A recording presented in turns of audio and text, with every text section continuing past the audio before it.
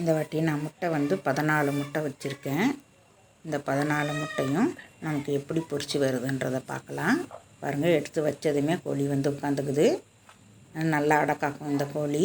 அதனால் வந்து நம்ம அதிகமாக கூட வச்சுக்கலாம். ஏன்னா வந்து என்கிட்ட 14 முட்டை இருக்குன்ட்டு நான் 14ஐயும் வச்சுட்டேன். நம்ம கோழி பொறுத்து இருக்குது. நம்ம நல்லா அடக்காக்கும் அப்படின்னு நினச்சோம் அப்படின்னா நான் அந்த கோழி கொஞ்சம் அதிகமாகவே வைக்கலாம்.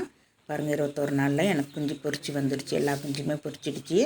ஒரு முட்டை மட்டும் பொரிக்காமல் வந்துடுச்சு. 14ல் 13 வந்திருக்கு. 13 குஞ்சு மட்டும் வந்திருக்குது. ஒரு முட்டை வந்து பொரிக்கல. அதனாலும் உட்காந்துருக்குது. இப்போ எழுந்திரிச்சு வந்துடுச்சு பாருங்கள். கோழி கீழே இறங்கிடுச்சு. அந்த ஒரு முட்டை மட்டும் பொரிக்கல. கோழி எல்லாம் அப்படியே அந்த அடை காய்ச்சத்துலேயே இருக்குது. அந்த பாண்டிலே தான் வச்சுருக்கேன் நான். அந்த கோழியெல்லாம் குஞ்சுங்கள்லாம் பாருங்கள் அப்படியே இருக்குது. அதுக்குள்ளேயே கோழி வந்து இறங்கிடுச்சு. இதுக்கு மேலே போய் உட்காராது. இப்போ நான் குஞ்சுங்கள்லாம் தூக்கி கீழே விட்டுட்டேன். குஞ்சுங்க வந்து 2 நாள் ஆகிடுச்சு. அதனால் வந்து நான் ரவா போட்டிருக்கேன் ஃபஸ்ட்டு. நம்ம வந்து அது கோழி அந்த அளவுக்கு குஞ்சு வந்து அந்த அளவுக்கு சாப்பிடாது. சாப்பிட்டாலும் பரவாயில்லை அப்படின்ட்டு தான் நான் ரவையாக போட்டிருக்கேன். நம்ம வந்து இந்த நேரத்தில் நம்ம அரிசி எல்லாம் போடக்கூடாது. ஒரு 2-3 நாளைக்கு நான் ரவை தான் போடுவேன். ரவை போட்டுட்டு அதுக்கப்புறம் நான் வீட்டிலையே நான் அரைச்சி கொடுத்துருவேன். இது வந்து இறங்கின உடனே நான் இதை பண்ணியிருக்கேன்.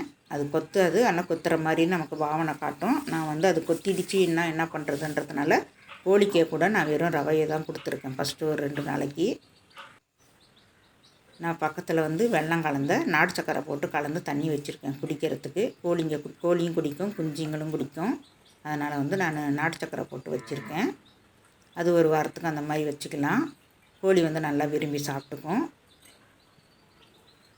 ரவையே 2 நாளைக்கு போட்டால் போதும். ஏன்னா நம்ம கோழி வந்து நமக்கு சாப்பிட்லன்ட்டு நம்ம நிறையா வேறு ஏதாவது திடமான தீவனம் போட்டுட்டோம் அப்படின்னாக்கா குஞ்சுங்க சாப்பிட்டுடுச்சுன்னா கஷ்டமாக போயிடும். பாருங்கள், இந்த மாதிரி நான் கூண்டுக்குள்ளே எடுத்து போட்டுருவேன். இந்த கூண்டுக்குள்ளேயே ஒரு தட்டில் வந்து அரிசி அந்த மாதிரி ரவையும் ஒரு தட்டில் நான் தண்ணி விட்டுருக்கேன். இப்போ வந்து நான் வீட்லேயே வந்து அதுக்கு அரைக்கிறேன். நான் ஒரு 300 கிராம் கிட்ட நான் பச்சரிசி எடுத்துக்கிறேன். இது வந்து 200 கிராம் வந்து புழுங்கல் அரிசி.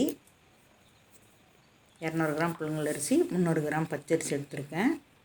இது வந்து நம்ம ஒரு கைப்பிடி அளவுக்கு நான் பொட்டுக்கடலை சேர்த்துக்கிறேன்.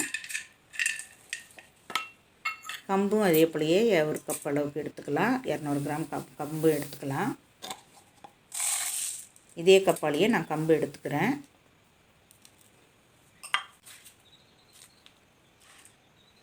அந்த கப்பாலேயே நான் கம்பு எடுத்துக்கிறேன். ஒரு 100 கிராமை விட கொஞ்சம் கம்மியாக வந்து வெள்ளை சோளம் எடுத்துருக்கேன். மக்காச்சோளம் கிடைச்சாலும் கூட மக்காச்சோளம் எடுத்துக்கலாம். என்கிட்ட வெள்ளை சோளம் இருக்குது, அதனால் வெள்ளை சோளம் எடுத்துருக்கேன். நான் எல்லாமே வந்து நான் ஒன்றா கலந்து நான் அரைக்கல, தனித்தனியாக தான் நான் அரைச்சி எடுத்துக்கிறேன். ஒன்றா கலந்துக்கலாம். ஏன்னா புழுங்கல் அரிசி டக்குன்னு வந்து நமக்கு அது அரைப்படாது. அதே போல் வெள்ளை சோளமும் அரைப்படாது. அதனால் நான் தனித்தனியாக நம்ம வந்து குருணையாக அரைச்சி எடுத்துக்கிட்டோம் அப்படின்னாக்க நம்ம ஒன்றா போட்டு கலந்துக்கலாம். நான் பச்சரிசியும் பொட்டுக்கடலையும் ஃபஸ்ட்டு அரைச்சிட்டேன். அப்புறம் கம்பு அரைச்சிருக்கேன், வெள்ளை சோளமும் அரைச்சிட்டேன், பச்சரிசியும் அரைச்சிட்டேன், புழுங்கல் அரிசியும் அரைச்சி எடுத்துக்கிட்டேன். எல்லாத்தையுமே அரைச்சி எல்லாத்தையும் இப்போ நம்ம ஒன்றா கலந்துக்கலாம். இப்போ இது 4 நாள் இல்லைன்னா 5 நாள், 4வது நாள் இல்லை 5வது நாள் நான் இந்த தீவனம் கொடுப்பேன்.